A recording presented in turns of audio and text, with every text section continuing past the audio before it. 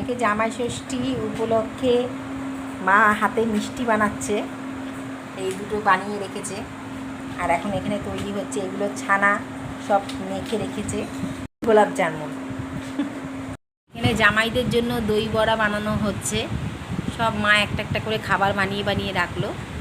এই দেখো বন্ধুরা, আমার দিদির বাড়িতে গাছ পাকা কলা নিয়ে এসছে, ও গাছের কলা, এটা গাছের কলা। আর এই আমগুলো পুরো গাছ পাকা আম, আর এইটাও ওর গাছের জাম। এদিকে মটন রান্না হয়েছে, আর এদিকে আর একটা কি ইলিশ মাছ এদিকে, আর এটা হচ্ছে খারকন পাতা বাটা, আর এটা হচ্ছে তোমার চিংড়ি মাছ দিয়ে পেঁপে দিয়ে একটা নিরামিষ পাঁচমিশালি তরকারি,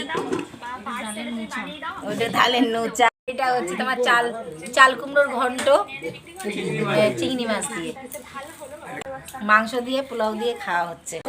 টাটা।